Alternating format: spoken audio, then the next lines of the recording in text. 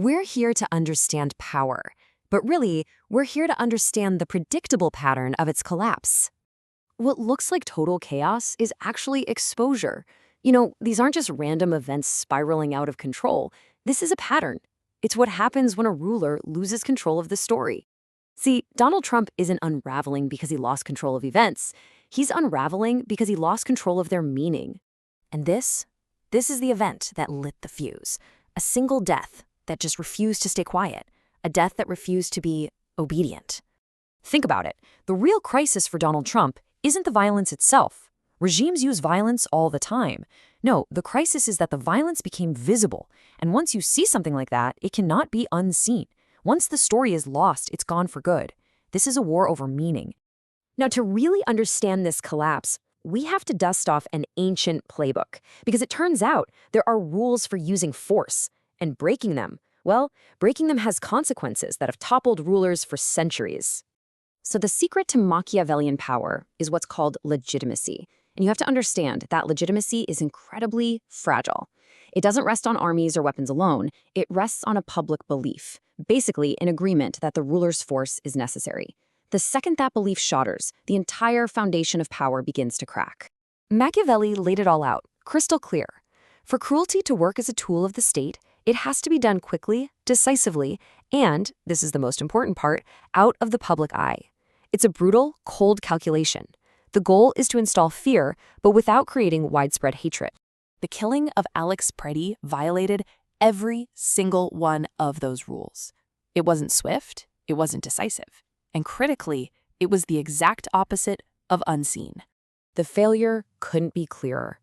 Instead of unseen force, what Donald Trump's strategy gave the world was visible brutality, a spectacle for everyone to watch on their phones. Instead of decisive action, all we got were messy public contradictions. So the regime didn't instill manageable fear. It created pure hatred. And hatred, unlike fear, organizes. And this is the part that changed everything.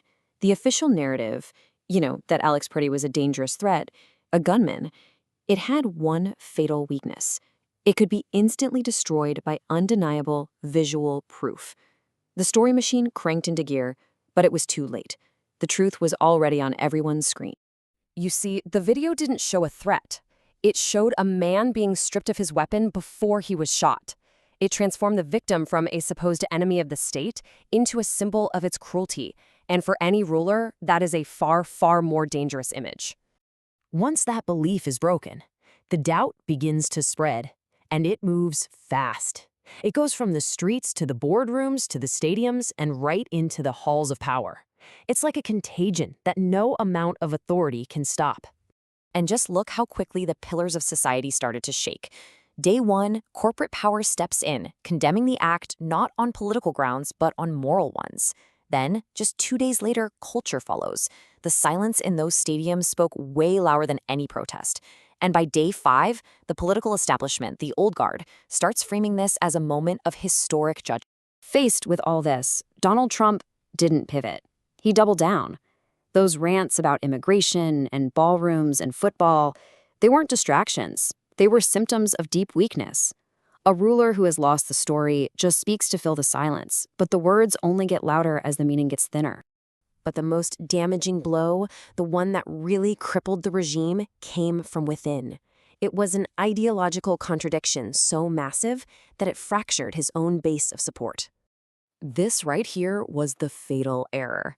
By suggesting that a lawful gun owner could be justifiably killed simply for exercising his rights, Donald Trump attacked the very bedrock of a core part of his coalition. The backlash was immediate and fierce.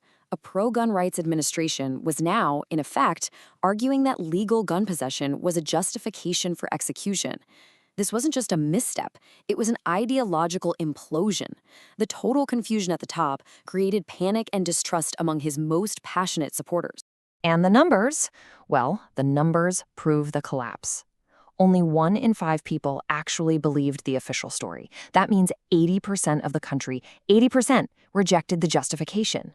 The belief was gone. So, this brings us to the psychological tipping point, the exact moment when the primary tool of control, fear, it just stops working, and it transforms into something else entirely. This distinction is absolutely crucial. Fear paralyzes you. It enforces obedience. But when a visible injustice pushes people past their fear, it turns into outrage. And outrage mobilizes. It inspires resistance. This is the emotional fuel that topples regimes. And that's the real lesson here. The problem for Donald Trump was never just the death of Alex Pretti. It was that the story of his death, the video, the injustice, it just refused to go away. It became a permanent stain that no amount of propaganda could ever wash out. This is, without a doubt, the most dangerous moment in Machiavellian politics. The ruler still has the weapons, still has the agents, still has the power to command violence. But the legitimacy, that public belief that justifies the force, it has completely evaporated. And that is an unstable, absolutely explosive combination. When a ruler gets to this point, their playbook becomes predictable and, frankly, desperate.